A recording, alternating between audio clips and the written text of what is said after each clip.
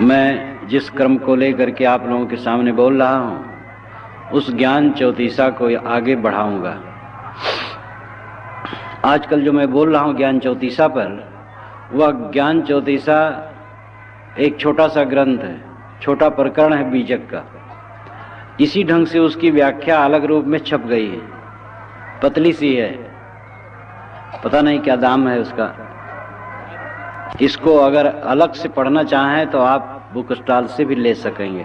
इस समय ज्ञान चौतीसा पर जो मेरा विचार चल रहा है उसमें आप अस्थायी रूप से पढ़ सकेंगे। ढ तक मैंने अपने विचार क ख ग घ ङ च छ ज झ ञ ट ठ ड ढ इन अक्षरों पर विचार आज तक मैंने पेश किया। आज ड़ा से मैं शुरू करता हूँ।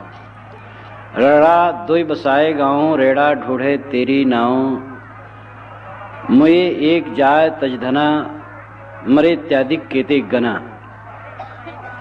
साहब कहते हैं कि ड़ा अक्षर से सदगुरु उपदेश करते हैं कि दो गांव मनुष्यों ने बसाए हैं, लोक और परलोक, रिद्धि और सिद्धि,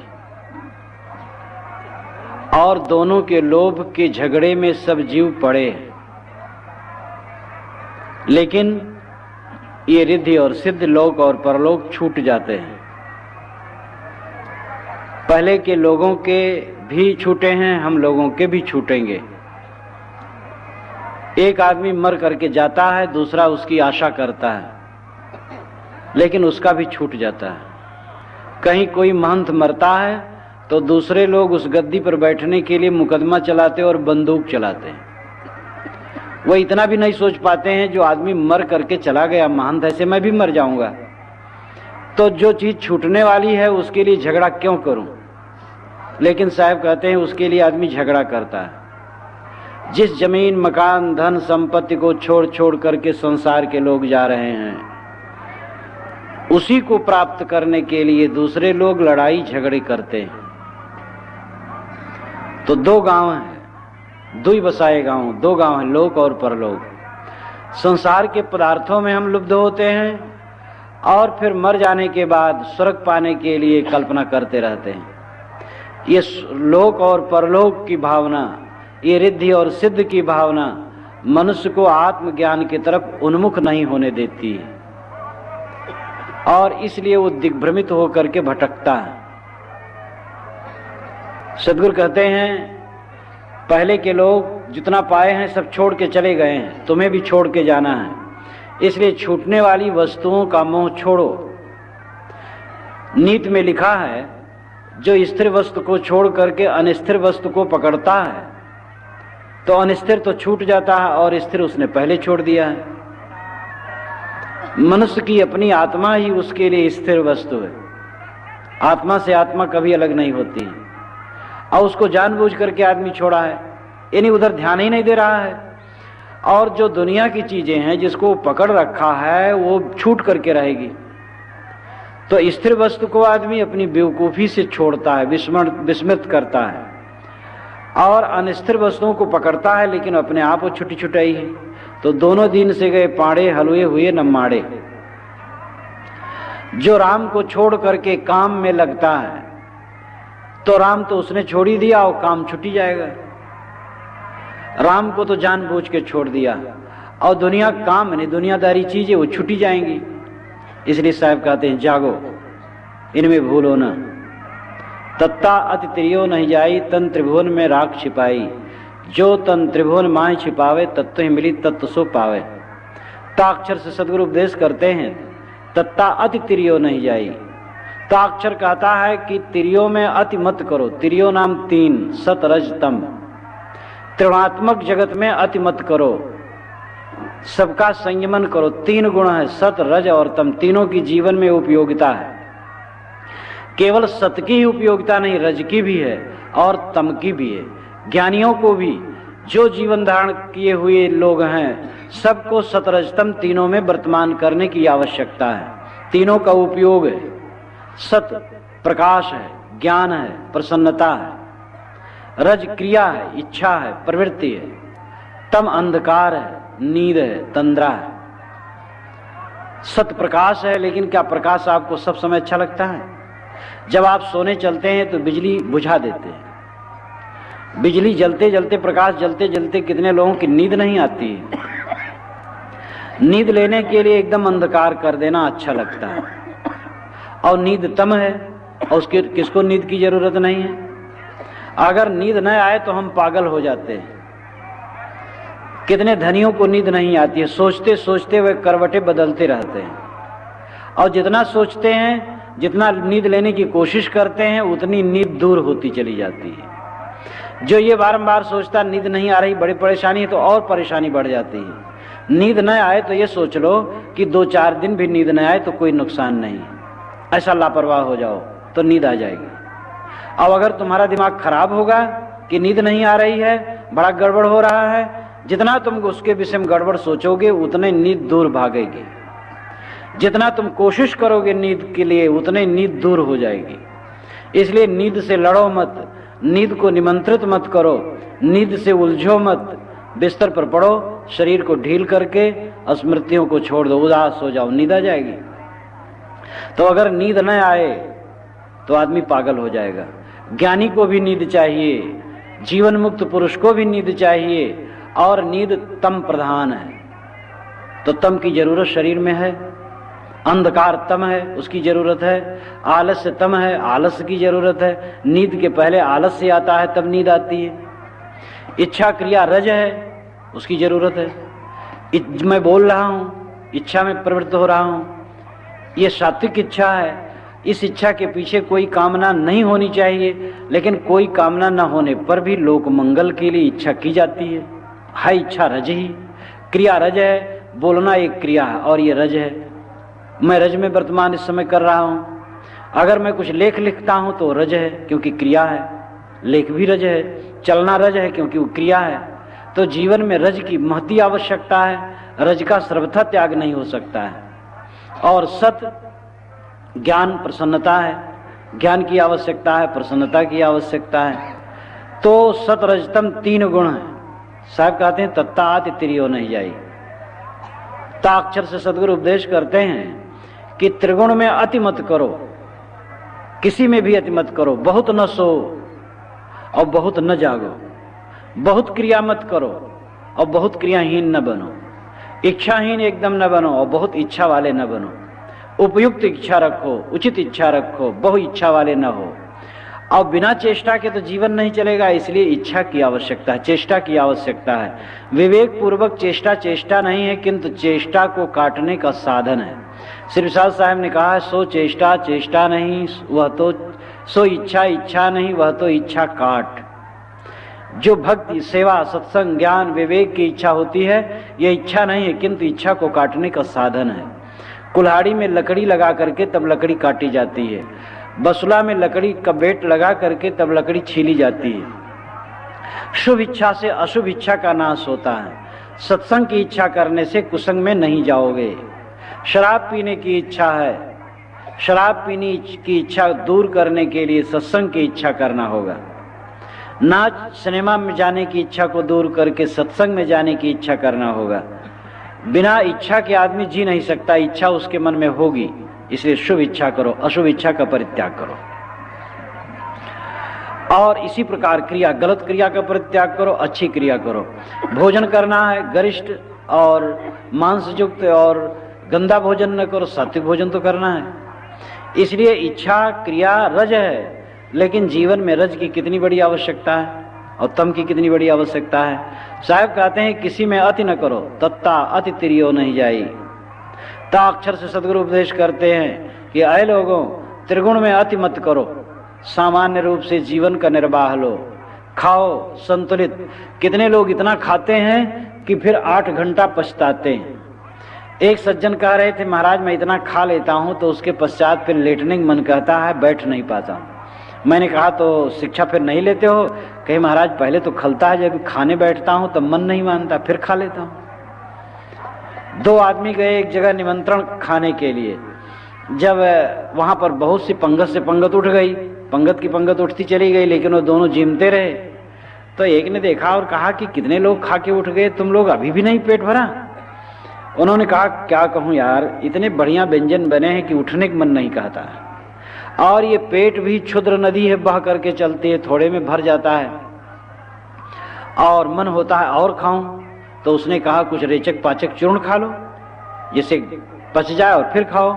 तो उसने कहा रेचक पाचक चूर्ण खाने की जगह होती तो एक लड्डू न खा लेता, कहीं इतनी भी जगह नहीं है।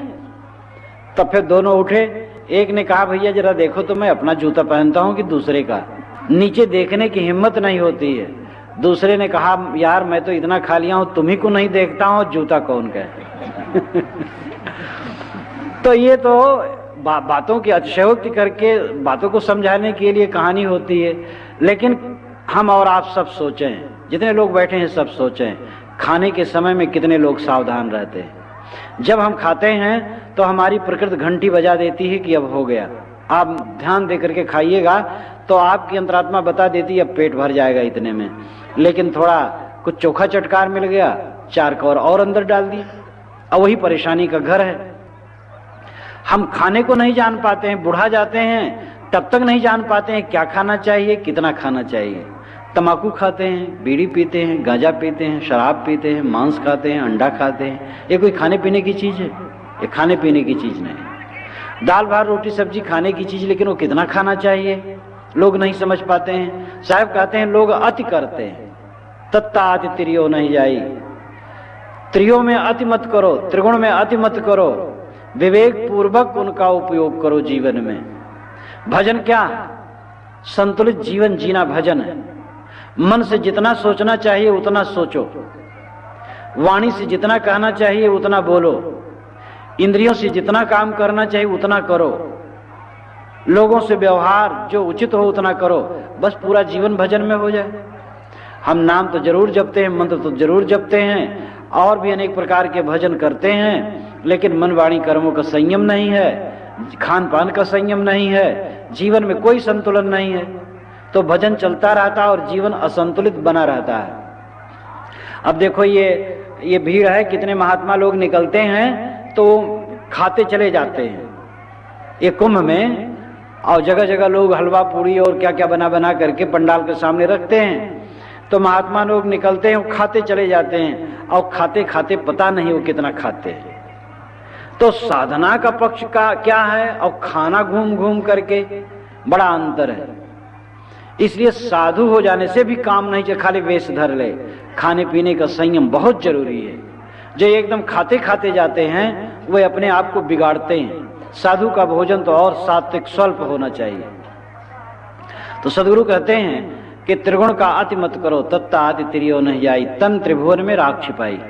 साहब कहते हैं तन को त्रिभुवन में छिपा रखो। ये तन शरीर है और इसको त्रिभुवन, त्रिभुवन नाम सतरजतम, ये 3 गुण, तीनों गुणों में छिपा रखो।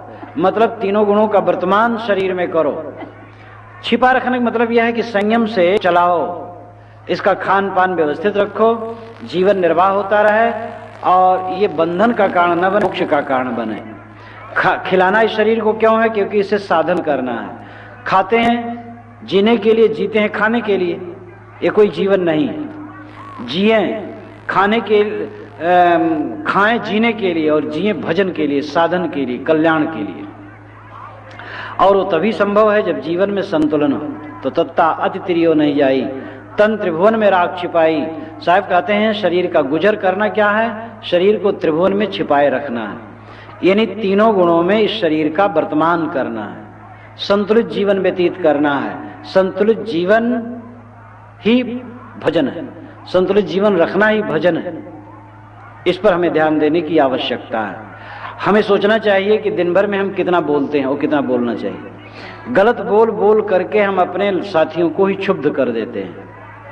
केवल वाणी का संयम मनुष्य कर ले तो उसके जीवन में बड़ा परिवर्तन आ जाए, लेकिन वो गलत बोलता है, गलत सोचता है, गलत काम करता है और गलत रवैया तन मन वचन के करके अपने जीवन और परिवार में ही विष पैदा कर लेता है। जो जानता है कैसे बोलना चाहिए, कैसे बरतना चाहिए, कैसे सोचना चाहिए, कैसे व्यवहार करना चाहिए और उसी अनुसार करता है, उसके जीवन में निश्चित ही मक्खन इकट्ठा हो जाता है। पवित्र कर्मों, पवित्र वाणियों, पवित्र विचारों से हमारे जीवन में एक पवित्र संस्कारों का खमीर उठता है।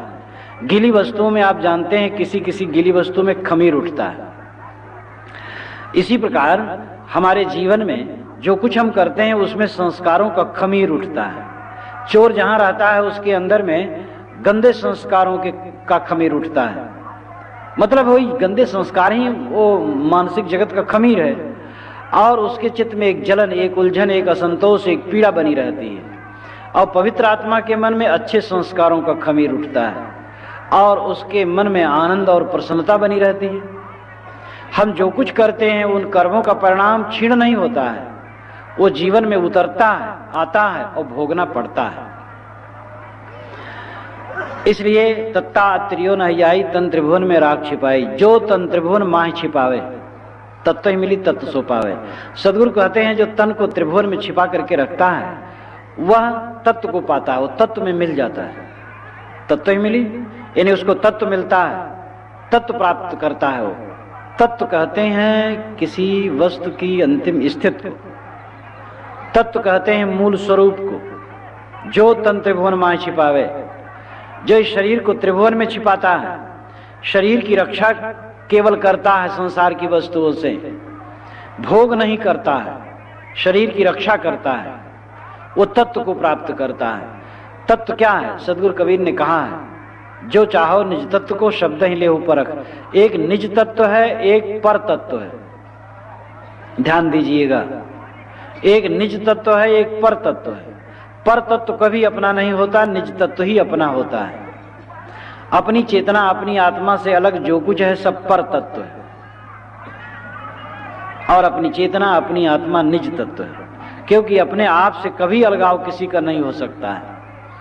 तो यहां निज तत्व के विषय में निज तत्व को पाता है। पाना क्या है? स्मरण होना। पाना नहीं कि अलग से पाना है, ख्याल होना पाना है। जैसे एक महात्मा की घड़ी खो गई थी, हाथ में वो घड़ी पहन रखे थे, महंत थे, और घड़ी वो कहे खो गई, कुर्ता भी पहने थे, भंडारा था, और फिर आसपास के सभी पैरा झारे गए। जिस दिन विदाई हुई पैरा पर सबका आसन लगा था, पैरा झारा गया। 2 घंटा तक लोग झारते रहे, कहीं घड़ी नहीं मिली। महंत जी भी झार रहे थे पैरा, तो जब वो थक गए तो दोनों हाथ ऊपर करके उन्होंने अंगड़ाई ली, तो कुर्ता का बाही सरका और घड़ी चमकने लगी हाथ में। लोगों ने उछल करके कहा अरे महंत जी घड़ी तो आपके हाथ में है। तो देखे तो बहुत लज्जित हुए और खुश हुए। ये मेरे सामने की घटना है, ऐसी घटनाएं समय समय से हो जाती हैं। तो घड़ी उनकी खोई नहीं थी और घड़ी उन्होंने पाई नहीं। घड़ी का विस्मरण हो गया था और उसका स्मरण हो गया, बस इतना ही था। इसी प्रकार घड़ी के समान हमारी आत्मा है, यानी आत्मा खोई नहीं है और आत्मा को पाना नहीं है। हमारा राम खोया नहीं, हमारा भगवान खोया नहीं है और उसको पाना नहीं है। विस्मरण है, स्मरण करना है। स्मरण करना ही तत्व पाना है। तत्व ही मिली तत्व सो पावे, वो तत्व में मिल जाता है, तत्व को पा जाता है। ये सब जितने शब्द हैं लड़खड़ाते हैं, शब्द सारे असमर्थ होते हैं, शब्द समझा नहीं पाते हैं, लेकिन शब्दों को छोड़ करके संकेत नहीं है। तत्व ही मिली, तत्व में मिल जाता है। मिल जाता अलग है, अलग की वस्तु मिलती है, अलग है ही नहीं तो मिल क्या जाता है। और तत्व सो पाओ, तत्व को पा जाता है, पाना भी अलग से है। तो अलग की वस्तु पाई जाएगी तो छूट जाएगी। ये प्रकृति का विधान है कि मिली हुई वस्तु छूट जाती है। अगर राम मिलता है तो छूट जाएगा, इसलिए राम न तो खोया है और न राम को पाना है। राम नित्य विद्यमान आपका आत्मस्वरूप है, आपकी चेतना है, आपका सत्व है, उसका विस्मरण है और स्मरण हो जाता है। जब आदमी संतुलित जीवन व्यतीत करता है, साधना में जीवन व्यतीत करता है और सद्गुरु द्वारा उसे अपने तरफ दृष्टि हो जाती है, आत्मस्वरूप का बोध हो जाता है, तब वो समझ लेता है कि जिसको मैं खोज रहा था वो बाहर कहीं नहीं है, वो तो मेरा स्वरूप है। तत्व ही मिली तत्व सो पावे, जो तन त्रिभुवन माहि छिपावे। जो इस शरीर को तीनों गुणों में संयमित रूप में वर्तमान करता है, स्वरूप के बोध द्वारा जीवन जीता है और संयत जीवन व्यतीत करता है, वो निज तत्व में स्थित हो जाता है। थत्था अति यथा था हो नहीं जाई, इथिर उथिर नाई रहाई, थोरे थोरे थिर हुए भाई, बिन थम्भे जस मदिर थमाई। तथा अति यथा था हो नहीं जाई। साहब कहते हैं, था अक्षर से उपदेश करते हैं कि संसार में कल्पनाओं, भ्रांतियों और अनेक प्रकार के शब्द जाल का अथाह सागर है। अति यथा था हो नहीं जाई, था नहीं लगाया जा सकता है। ई थिर उ थिर ना ही रहाई, न ई में थिर है न ऊ में थिर है। ई और ऊ, कवि साहब ने बीजक में ई और ऊ बहुत कहा है। शुरू में ही कहा है कि राम नाम जाने बिना भो भूड़ मुआ संसार, ई वो ले व्यवहार। कहीं कबीर पुकार के ई ले ऊ व्यवहार। कबीर साहब पुकार करके कहते हैं कि ई ले ऊ व्यवहार, ई और ऊ का व्यवहार जीव ने ले लिया। ई और ऊ, ई नाम यह लोग, ऊ नाम पर लोग।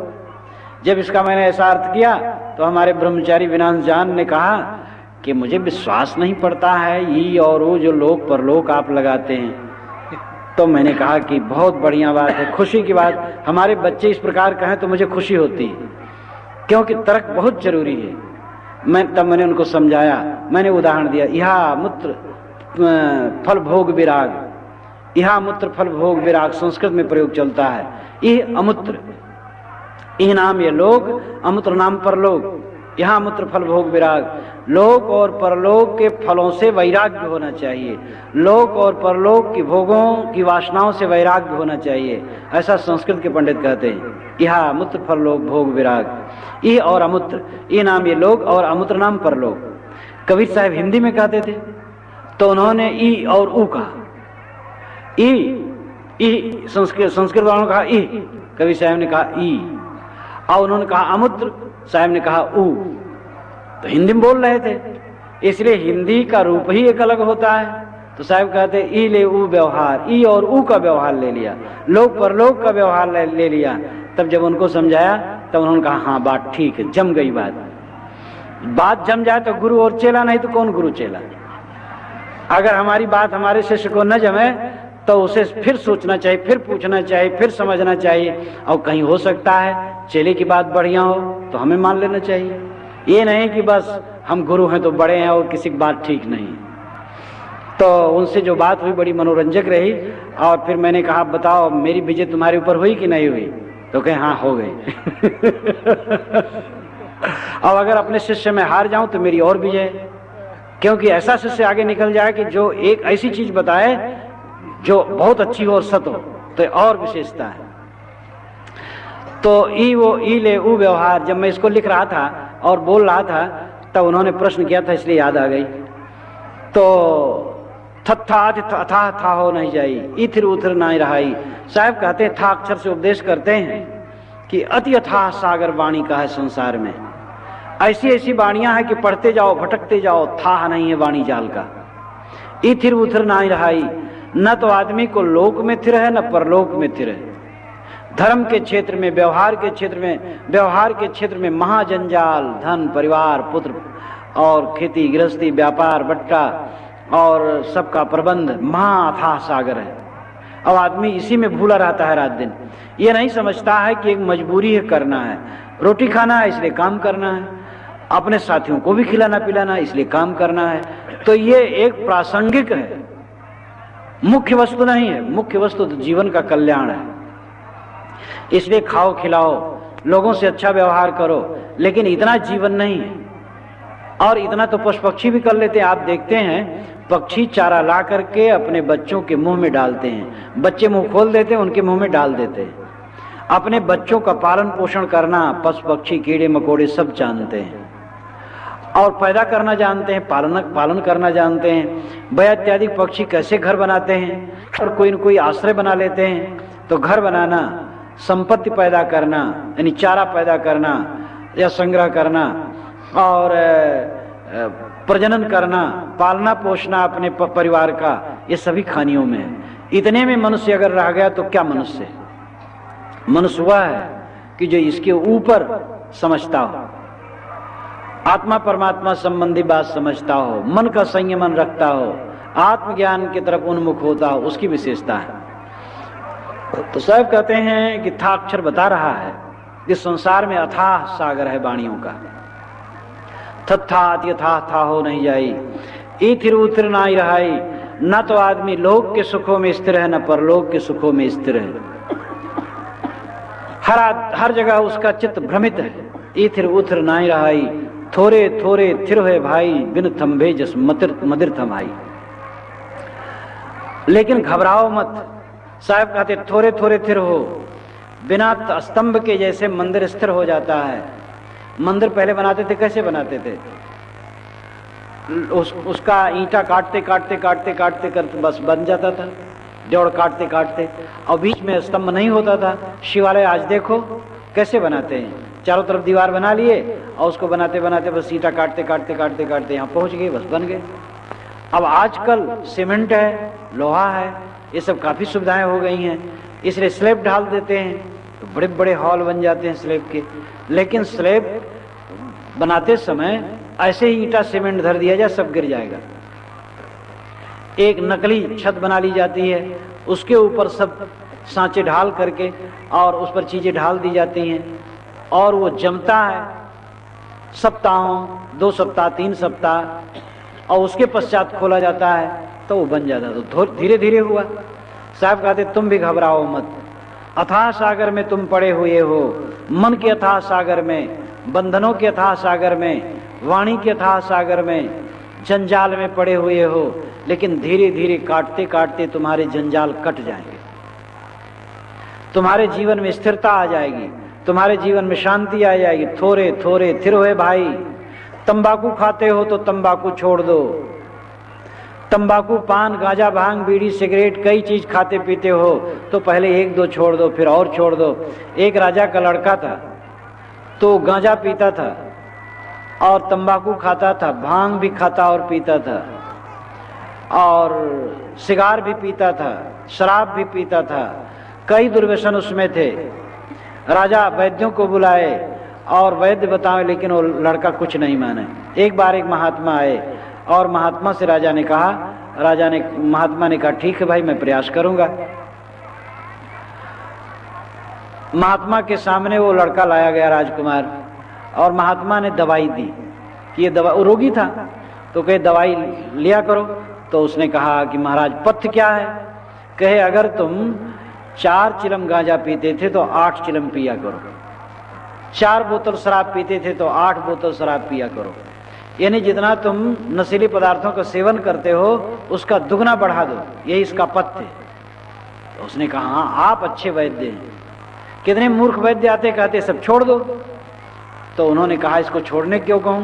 क्योंकि इसमें लोक परलोक दोनों बनते हैं इन दुर्व्यसनों में, और बड़ा लाभ है। कहीं क्या लाभ है महाराज? उन्होंने कहा देखो, जो गांजा, भांग, बीड़ी, सिगरेट, तंबाकू इत्यादि की नशा का सेवन करता है वह स्वस्थ शरीर का होता, मोटा तगड़ा होता है, और उसके जीवन में बुढ़ापा कभी नहीं आता है, बुढ़ापा नहीं आता। वो जब कहीं चलता है तब उसको सवारी मिलती, घर में चोर आए हों तो भाग जाते हैं और जन्म मरण का भय दूर हो जाता है। यह लोके सुखम भुक्त्वा चांते सत्यपुरम जयो, यह लोक भी सुखमय और परलोक भी सुखमय हो जाता है। कहे महाराज ये तो बड़े अचरज की बात है, मैं समझ नहीं पा रहा हूं, ठीक से आप समझाइए। कहे देखो, ये सारा दुर्व्यसन जो ग्रहण करता है उसका शरीर रोगी हो जाता है, तो गुट्ठे गुट्ठे शरीर भर में पड़ जाते, वो मोटा मोटा थुल जैसा हो जाता है, इसलिए स्वस्थ दिखता है। और उसको बुढ़ापा नहीं आता, क्योंकि जवानी में बूढ़ा हो गया तो बुढ़ापा ने कोई जरूरत नहीं रहती है, वो जवानी अवस्था में बूढ़ा हो जाता है। और जब कहीं चलता है तो सवारी मिलती है, क्योंकि चल तो पाता नहीं ठीक से, तो सवारी की जरूरत होगी। घर में चोर आए हों तो रात भर तो खांसता रहता है, इसलिए चोर आए हों तो भाग जाते हैं। अब ऐसा दुर्व्यसनी सत्संग नहीं करता है, सत्संग न करने से उसको ज्ञान नहीं होता है, इसलिए ज्ञान न होने की वजह से जन्म मरण का भय होता ही नहीं है। सबसे भला है मूढ़ जिन्हें व्यापे जगत गति, गोस्वामी जी ने कहा है सबसे भले मूढ़ हैं जिनको जगत गति नहीं व्यापती। लेकिन जगत गति न व्यापे तब तो मूढ़ अच्छे हैं, और जगत गति व्यापे तो मूढ़ तो नहीं अच्छे हैं। तो उन्होंने कहा महाराज तब तो ये सब दोष है। कि अब तुम स्वयं समझो। महात्मा ने कबीर साहब की बोली में समझाया था। कबीर साहब उल्टवासी न कहते हैं, हर बात में उल्टवासी कहते हैं। एक साधुनी बना लिए और साधुनी बना करके घूम रहे थे, तो कबीर साहब मिले। उन्होंने कहा सुंदरी ना सोए सनकादिक के साथ, कबहुक दाग लगावे कारी हाड़ी हाथ। सुंदरी नहीं सो मूस बिलाई एक संग को कैसे रह जाए, अचरज एक देखो संतो हस्ती सिंह नहीं खाए। चूहा और बिल्ली एक साथ में कैसे रह सकते हैं? ऐ संतो एक आश्चर्य देखता हूं कि हस्ती सिंह को खा रहा है। यहां भी व्यंग है, माया और जीव पर व्यंग है। चूहा बिल्ली के साथ रह करके सुरक्षित नहीं रह सकता है, इसी प्रकार जीव माया में लिपट करके सुरक्षित नहीं रह सकता है। तो व्यंगात्मक ढंग, उल्टवासी, जितनी उल्टवासियां सब व्यंगात्मक है। इसी प्रकार उन महात्मा ने मानो कबीर साहब की शैली में उस लड़के को समझाया था, तो समझ में आई बात। तो धीरे धीरे दोषों का त्याग करो, मोक्ष एक बार की नहीं होता है। शराब का त्याग कर दो, शराब से मोक्ष हो गया। बीड़ी का त्याग कर दो, बीड़ी से मोक्ष हो गया। पान तमाकू का त्याग कर दो, पान तमाकू से मोक्ष हो गया। आपके दांत मोती के समान चमकने चाहिए। जो कुछ पाता है आदमी मुंह में डालता जाता है। आदमी ने मुंह को बना लिया है चूल्हा।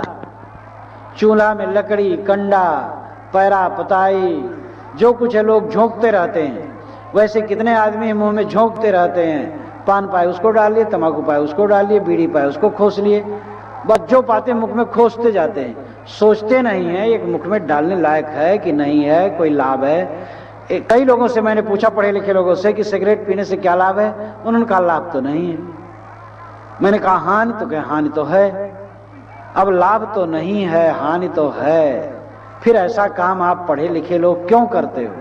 और जितने पढ़े लिखे लोग हैं सब अपने को बुद्धिवादी मानते हैं, और बुद्धिवादी बनाए और काम करें बेबुद्धि का, तो कैसे बुद्धिवादी हैं? सिगरेट की खपत पढ़े लिखे लोगों में होती है, और सिगरेट पर लिखा रहता है सिगरेट पीना स्वास्थ्य के लिए हानिकर है। तो साहब कहते हैं कि दोषों का त्याग करो धीरे धीरे। रस रस सूख सरित सर पानी, ममता त्याग करहि जिम ज्ञानी।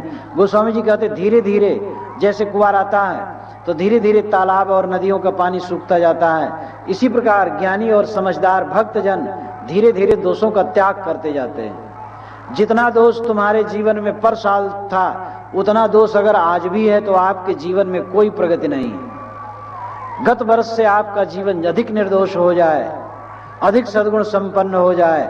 सदैव अपने को नंबर दो और आगे बढ़ाओ। काम की आसक्ति गत वर्ष से कम हो गई है, अब उतना क्रोध नहीं करते हो, बच्चों से उतना नहीं उलझते हो, पड़ोसियों से नहीं उलझते हो, खाने पीने के लालची लोभी जितने थे वैसे नहीं रह गए हो। अब तुम ज्यादा संयत हो गए हो, ज्यादा प्रसन्न रहते हो। ये तुम्हारे जीवन की सफलता है। थोड़े थोड़े थिर हुए भाई, अरे भाई थोड़े थोड़े आदमी स्थिर हो सकता है। यतया क्षीण दोषा, यत्न पूर्वक धीरे धीरे आदमी दोषों को छीण कर सकता है। तो थोड़े थोड़े थिर हुए भाई, बिन थंभे जस मंदिर थमाई। बिना स्तंभ के जैसे मंदिर ठहर जाता है, ऐसे साधना करते करते जीवन मुक्त हो जाता है। और इसमें अनेक साधनाओं के लिए भी आदर है। जो विविध मत के लोग विविध साधनाएं करते हैं, उनका अपना अपना उपयोग है। लेकिन वहीं वे रुके न रहें, विवेक को प्रश्रय दें और विवेक तक पहुंचें। बिना विवेक के भ्रांति कट नहीं सकती है। कोई भी, जैसे एक बच्चा होता है, वो रोता है दूध के लिए, माता चटुआ दे देती है, वो मुख में डाल करके चाटने लगता है। बच्चा समझता है दूध मिल रहा है और चुप हो जाता है, लेकिन थोड़ी देर में लगता है कि दूध नहीं मिल रहा है और वो भूखा महसूस करता है, भूखे ही है अभी, फिर रोने लगता है, चटुआ फेंक देता है। कितने ऐसे साधन हैं जो चटुआ के समान हैं और उससे मन में थोड़ी प्रसन्नता आती है, थोड़ा आनंद आता है, लेकिन अखंड तृप्त नहीं हो सकती है। अखंड तृप्त के लिए विवेक की जरूरत है, विवेक जगना चाहिए। तो थोड़े थोड़े थिर हुए भाई, बिन थंभे जस मदिर थमाई। दद्दा देखो बिन सनहारा, जस देखो तस करो विचारा। दसों द्वारे तारी लावे, तब दयाल के दर्शन पावे। सदगुरु कहते हैं कि दद्दा देखो बिन सनहारा। दा अक्षर से उपदेश करते हैं कि सब कुछ परिवर्तनशील समझो, और जस देखो तस करो विचारा। जैसे देखो वैसे विचार करो। देश काल समय के अनुसार जो अपने को नहीं ढाल पाता है वो समझदार नहीं है। आजकल पुरानी और नई संस्कृतियों में होड़ मची हुई है। पुरानी संस्कृतियां टूट रही हैं और नई संस्कृति बन रही है। नए ढंग से लोग जीने की चेष्टा करते हैं और उनमें बड़ा टकराव होता है। पहले जमाने में जो 100 वर्ष में परिवर्तन होता था, आज 10-15 वर्ष में वो परिवर्तन हो जाता है। एक जगह में था तो एक माता जी को देखा, वह धनी घराने की महिला थी, बूढ़ी थी, वह हरदम झिड़कती रहती थी और कहें देखो साहब कैसा खराब जमाना आ गया है। मैं भोजन बनाती थी तो सबको भोजन करा करके तो स्त्रियों के साथ भोजन करना बैठती थी, और बहू आई है तो वो सबको भोजन करा देती है तो अपने मियाँ को लेकर के बैठती है और मियाँ बीवी बैठ करके टेबल पर भोजन करते हैं और हंसते हैं। ये कितना खराब है। और महाराज देखो, मैं थी तो जब ऑफिस से मेरा पति आता था तो अपने घर में वो रहता था या बाजार जाए, और मैं तो घर में ही रहती थी। और अब क्या होता, ऑफिस से आता है लड़का और बस अपनी बीवी को ले लेता और चल देता बाजार। तो महाराज ये सहा नहीं जाता है और बहुत एकदम उलझी। मैंने कहा माता जी, आपके बहू और बेटों के मन में आपके प्रति श्रद्धा नहीं जग सकती है। आप समय देखो, दद्दा देखो विनसनहारा, जस देखो तस्करो विचारा। मैंने उनसे कहा आपका लड़का अपनी पत्नी को लेकर के बाजार जाता है, ये बहुत है, दूसरे की पत्नी लेकर के तो नहीं जाता है। जब दूसरे की बहू बेटी को लेकर के जाएगा तब उसको बुरा माना जाएगा। बहू घर में दिन भर पड़ी रहती है और शाम को अगर अपने पति के साथ में वो बाजार घूम लेती है तो क्या अपराध करती है। और अगर बहू को यही इसी में संतोष मिलता है कि अपने पति के साथ बैठ करके भोजन करे, बहुत अच्छा है। ये गृहस्थों को ध्यान देना चाहिए। आपके बहू बेटे अगर परस्पर में प्रेम से रहते हैं तो आपकी नई पीढ़ी के लिए बड़ा सुखद है। आपके बहू बेटे अगर कलह से युक्त हो जाएं तो आपका घर नरक बन जाएगा। इसलिए बहू बेटे को श्रेय दो। ये माताएं भी होती हैं तो बहुओं के पीछे पड़ जाती हैं। पहले तो बहू आई तो कुछ सेवा हुआ कर दी, थोड़ा कभी पैर दबा दी, नहला दी, कभी उपटन लगा दी, तो थोड़े दिन तो चलता है, ज्यादा तो बहुत दिन नहीं चल सकता है। उसके पश्चात जब कम हुआ तो ये सास जा करके घर घर निंदा कराती हैं कि बहू तो बड़ी बेकार है। या थोड़ी थोड़ी बातों में आलोचना। माताएं देखती हैं कि मेरा लड़का मैंने पैदा किया, मैंने पाला पोसा, मैंने बड़ा किया, और वो देखो एक बाहर की लड़की आई और उसके हाथ में वो बिक गया। लेकिन वह खुद सोच लें कि वह भी बाहर से आई थी और उसका पति भी उसके हाथ में बिक गया था। अगर उसका पति उसके हाथ में न बिकता तो उनको कितना कष्ट होता। एक बहू आए और उसका पति उस पर कोई ध्यान न दे, कितना कष्ट होगा। इसलिए हर बहू चाहती है कि हमारा पति हमारे लिए ध्यान दे। तो आपका लड़का भी आपके बहू के प्रति ध्यान देता है तो क्या अपराध करता है। ननद, घर में ननदें होती हैं। ननद का तो अर्थ है ना आनंद। ननद को भाभी से आनंद नहीं होता है। एक घर में ननद भावज का बहुत झगड़ा था, तो जब मैं वहां गया तो सबको बैठा लिया। तो मैंने 2 ननदें थी, तो मैंने कहा बताओ बेटियां, तुम लोगों की शादी हुई? कहे हाँ महाराज हुई।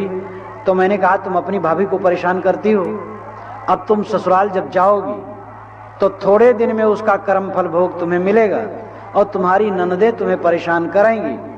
कहे महाराज मैं गई और शुरू हो गया है वहां, मैंने शुरू हो गया तब भी शिक्षा नहीं ले रही हो। तुम्हारी ननदें तुम्हें परेशान कर रही हैं और यहाँ आकर के तुम अपनी भाभी को परेशान कर रही हो। तो हर ननद को भाभी बनना है, ध्यान दे। माताओं को चाहिए बहुओं को प्यार दें।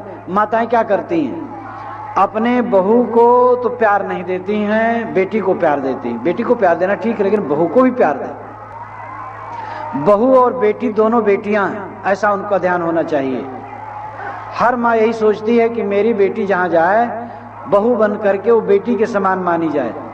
लेकिन जब तुम खुद अपनी बहू को बेटी नहीं मानती हो तब तुम्हारी बेटी कहीं कैसे बेटी मानी जाएगी। इसलिए अपनी बहू को बेटी मानो और ये समझ लो बुढ़ापा में तुम्हारी बहू तुम्हारा काम देगी, बेटी नहीं काम देगी। मैंने वहां पर घर की जो महिला थी, यानी बहू की जो सास थी, मैंने उनसे कहा कि देखो 2 बेटियां तुम्हारी बैठी, एक बहू बैठी है, और ये समझ लो कुछ दिन के बाद जब तुम बूढ़ी होगी और अपनी बेटी को बुलाओगी तो बेटी आएगी और 2 दिन रह करके कहेगी कि माता मैं जा रही हूं, क्योंकि वे कहे थे जल्दी चली आना। और तो चल देगी। सेवा करने वाली होगी तुम्हारी बहू, और बहू को पीड़ित कर रही हो तो ये सारी कसर मिटाएगी तुम्हारी बुढ़ापा में, समझ लो। ये बहुओं के साथ दुर्व्यवहार करने ही से माताएं असफल होती हैं। कितनी माताएं ऐसी होती हैं, जब भोजन करने बैठेंगी, रोटी आज जल गई, नमक ठीक नहीं पड़ा है, और बहू तो बड़ी बेकार है और ये सफाई नहीं रखती है, हरदम आलोचना, तो बहू का मन भी ठंडा हो जाता है और वो सोचती ठीक है उबाल करके रख दो, सास से तो कभी प्रशंसा मिलने वाली है नहीं। ऐसे कितने पिता हैं, वो लड़कों की आलोचना में डटे रहते हैं। बूढ़ों को तो क्या काम रहता, काम धाम रहता नहीं, दिन भर बैठे हैं दरवाजे पर। जब कोई आया कहते कहो भैया कुशल मंगल, कहे हाँ भैया कुशल मंगल है। कहा कुशल मंगल है, कलयुग का जमाना है, जानते हो। लड़के कहे में नहीं है, तो लड़के कहे में नहीं है, तुम ऐसा 20 बार कहा करते हो, और ये बात लौट करके तुम्हारे लड़के के कान में जरूर जाएगी। अच्छी बात तुम कहोगे लोग नहीं पहुंचाएंगे, गलत बात कहोगे जरूर पहुंचाएंगे, और फिर लड़के के मन में एक दरार पैदा होगी, और दरार पैदा होगी, आपसे उसका मनमुटाव होगा, धीरे धीरे आपको और कष्ट होगा, तो उसके मन में दरार बढ़ती चली जाएगी, और निश्चित है ये आपके लिए अशुभ होगा। तो माता और पिता, सास और ससुर को समझना चाहिए, अपने बुढ़ापा को सुखद बिताने के लिए अपने बहू बेटे से सुंदर व्यवहार करें और सबके साथ सुंदर व्यवहार करें। और आज जो समय का परिवर्तन है, इस समय के परिवर्तन को देखते हुए ध्यान दें।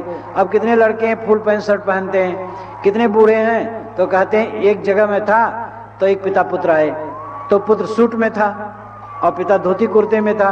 दोनों जब बैठे तो आओ बैठने में उसको परेशानी हो रही थी, तो वो हमारे सामने क्या कहते हैं, देखो बेटा जब यहाँ आओ तो सरंगी का उतारन पहन करके न आओ। वो जो फुल पैंट है सरंगी का उतारन उस व्यंग किया उन्होंने, तो मुझे बड़ा बुरा लगा। मैंने कहा देखो बेटा जब मेरे पास आना तो ये फुल पैंट पहन करके आना, धोती पहन के नहीं आना।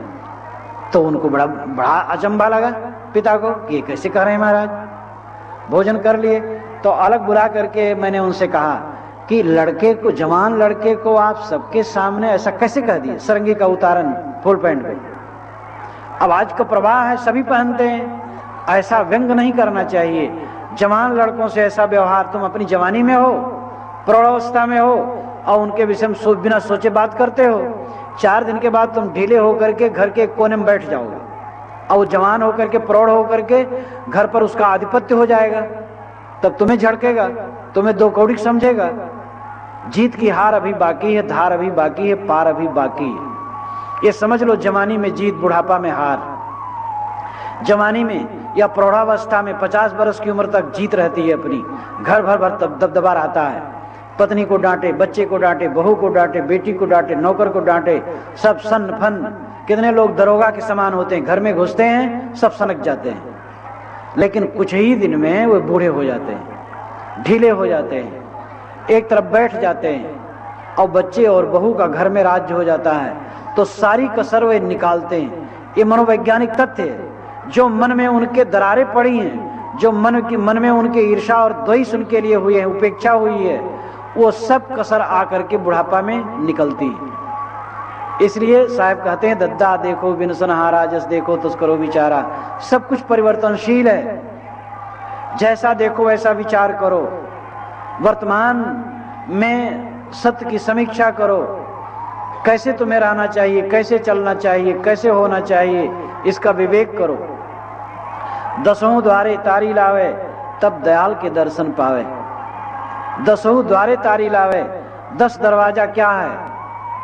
5 ज्ञानेंद्रियां और 5 कर्मेंद्रियां। इसमें तारी लगाना नाम ध्यान लगाना। लाक्षणिक अर्थ है इन इंद्रियों को अपने वश में करे, 10 इंद्रियों को अपने वश में करे, तब दयाल के दर्शन पावे, तब दयालु का दर्शन पाओगे। दयालु का लाक्षणिक अर्थ है जो अपना स्वरूप है, आत्म स्वरूप ही, राम रूप ही दयालु है। अपना स्वरूप, अपने स्वरूप की तरफ साहब का इंगन है, संकेत है कि अपने स्वरूप का साक्षात्कार पाओगे। जब इंद्रियों को वश में कर लोगे, मन को वश में कर लोगे, तब आत्माराम का बोध होगा, निस्वरूप का बोध होगा। धद्धा अर्ध माही अधियारी, अर्ध छोड़ उर्ध मन तारी। अर्ध छोड़ उर्ध मन लावे, आपा मेट के प्रेम बढ़ावे। शायद धा अक्षर से उपदेश करते हैं कि आधे में अधियारी है, धद्धा अर्ध माही अधियारी। अर्ध कहते हैं कमर से नीचे को, कमर के नीचे अधियारी है, वहां कोई खास ज्ञानेंद्रिय नहीं है, वहां कोई भी जगह नहीं, विवेक की जगह और स्थित की जगह मस्तिष्क और हृदय ये ऊपर है, ऊर्ध्व में है।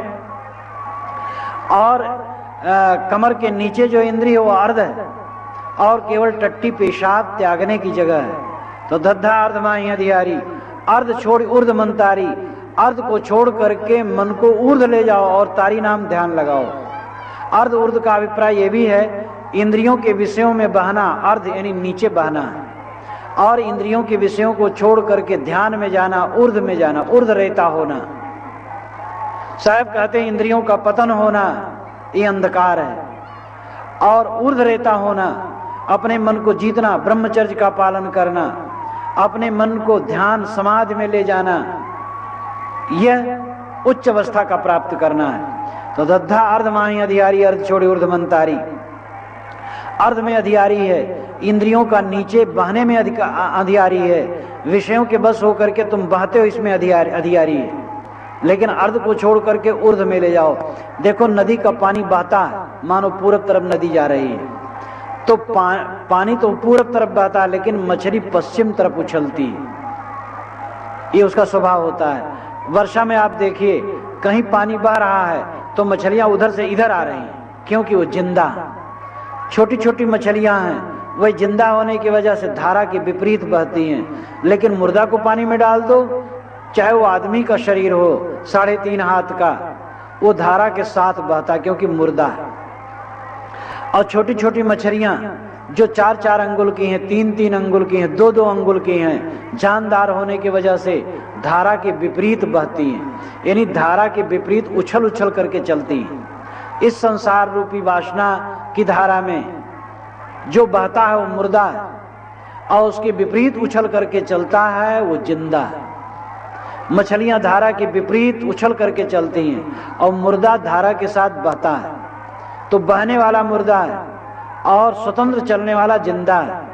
साहब कहते हैं अर्ध में अधियारी है, इंद्रिय उन्मुख होने में अधियारी है, जो इंद्रियों के विषयों में डूबता रहता है, जानो अंधकार में जाता है। इसलिए अर्ध छोड़ ऊर्ध्व मन तारी, अर्ध छोड़ करके ऊर्ध्व रेता बनो, विषयों के तरफ मन को न ले जा करके विषयों से विमुख हो जाओ। हम जिन इंद्रियों के विषयों में पढ़ते हैं हमारा विवेक सो जाता है, हम जितना विषयों में पढ़ेंगे उतना हमारा विवेक सो जाएगा।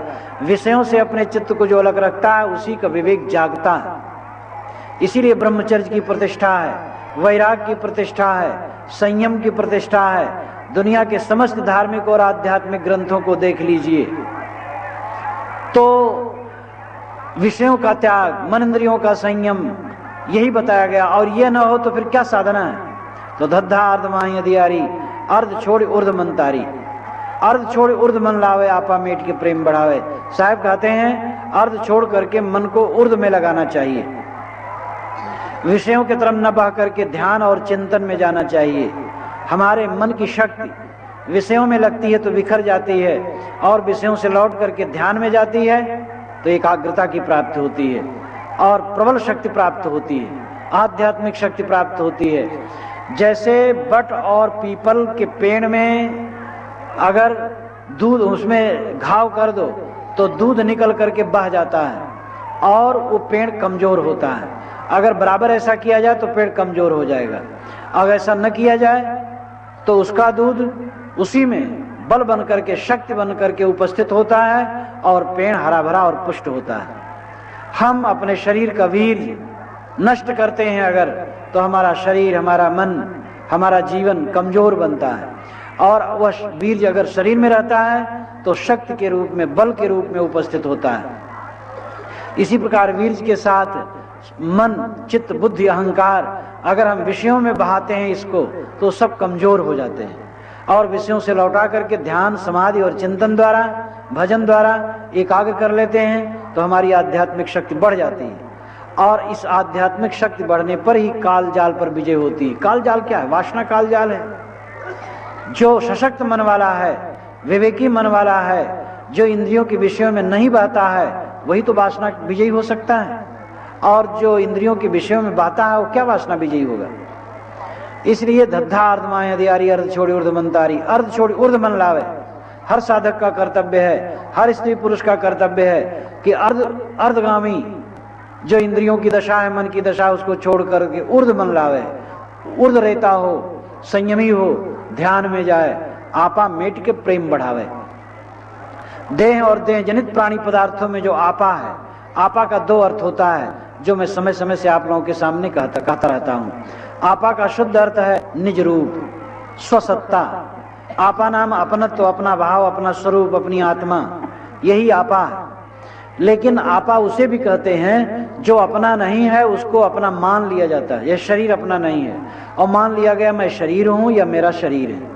ये संसार के प्राणी पदार्थ अपने नहीं हैं, लेकिन हम मान लेते हैं कि ये मेरे हैं, ये आपा है। इस आपा का त्याग करना होता है।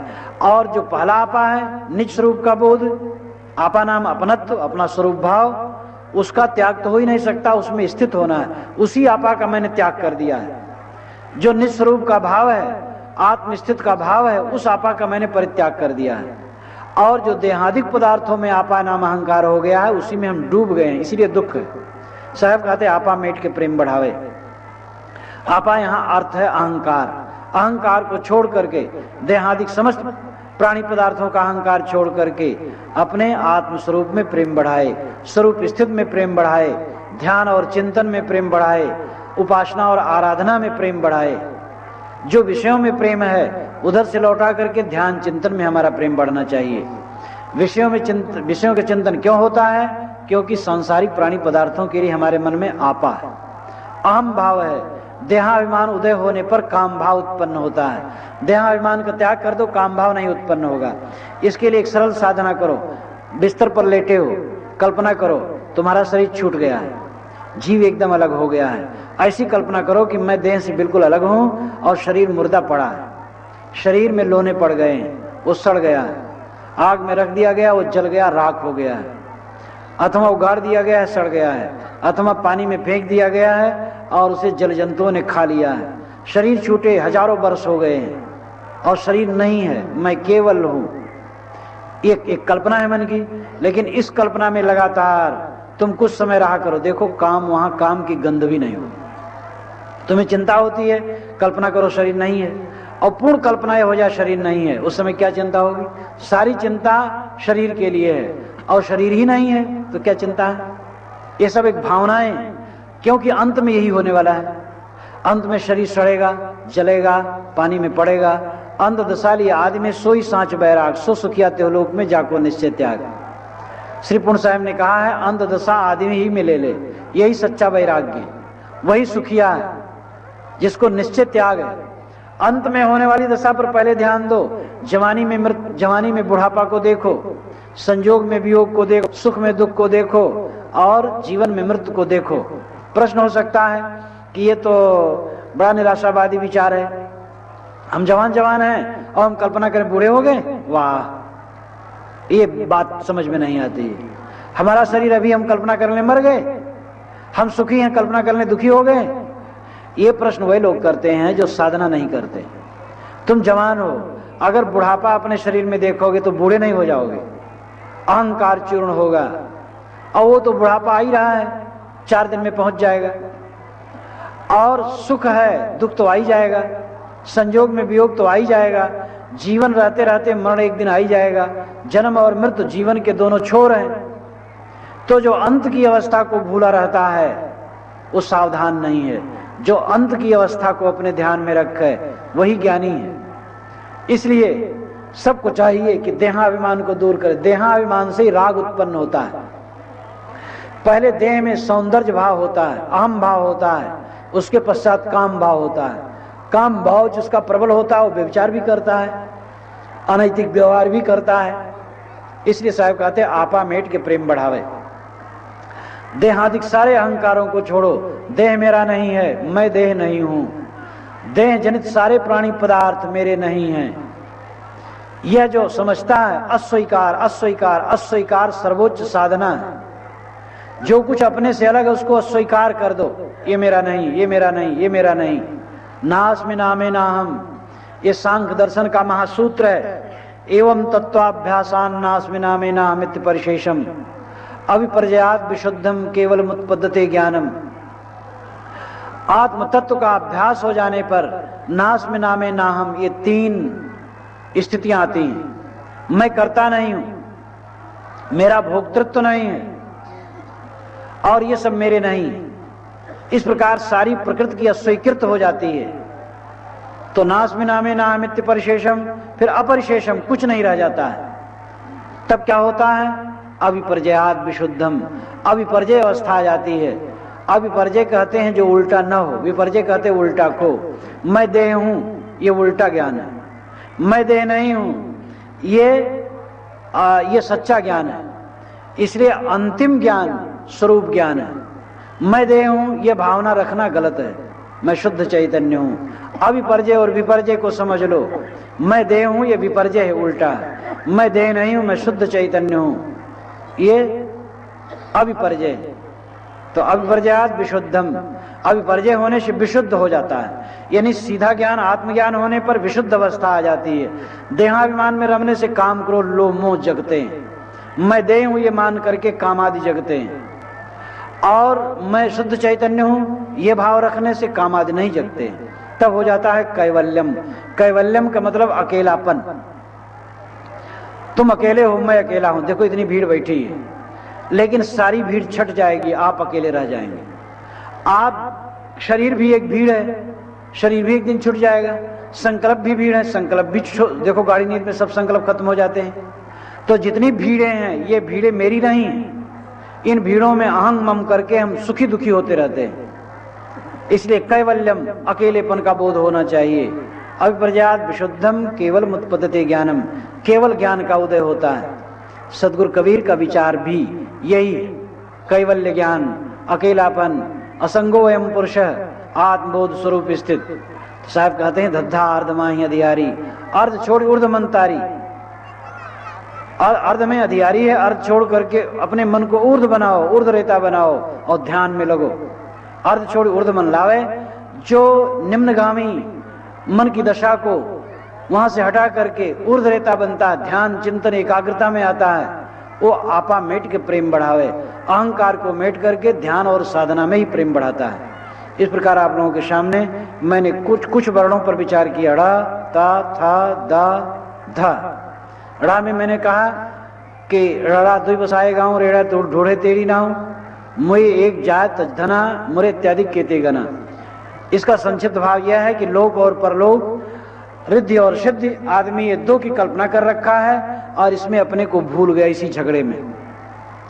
ता में मैंने बतलाया तत्ता अत्रियो नहीं जाई, तंत्रिभुवन में राख छिपाई, जो तंत्रिभुवन माय छिपावे तत्व मिली तत्व सुपावे। तन को त्रिभुवन में छिपाना, यानी त्रिगुण का उपयोग करो, लेकिन त्रिगुण का अति न करो। खाओ पियो मध्य रूप से, अति भूखे न रहो, अति ठूस करके न खाओ। तीनों गुणों का उपयोग जीवन में है, लेकिन उसमें अति न करो। जो अति नहीं करता है, संयम से रहता है, बोध प्राप्त करता है, वो आत्म तत्व को प्राप्त करता है। था में सदगुरु ने बताया थत्था अति यथा था हो नहीं जाए, इथिर उथिर ना ही रहाई, थोड़े थोड़े थिर होए भाई, बिन थम्बे जस मदिर थमाई। साहब कहते दुनिया में वाणी का अथाह सागर है, भ्रांतियां अथाह हैं। व्यवहारिक जगत और धार्मिक जगत दोनों में बड़ी बड़ी भ्रांतियां हैं, और इसमें आदमी डूबता रहता है।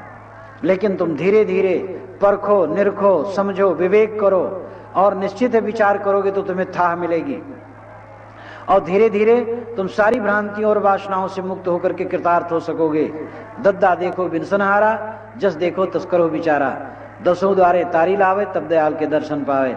सदगुरु ने कहा दा अक्षर पर कि जैसा देखो ऐसा विचार करो, सब कुछ परिवर्तनशील है, इसलिए पूछ पकड़े मत बैठे रहो। वर्तमान की स्थिति कैसे मंगलमय हो सकती है, वैसा देखो, वैसा जैसा देखो समझो, करो, और सबके साथ वर्तमान की समीक्षा करते हुए उनके साथ व्यवहार करो। दद्धा अर्धमाई अधियारी, अर्ध छोड़े ऊर्ध मंतारी।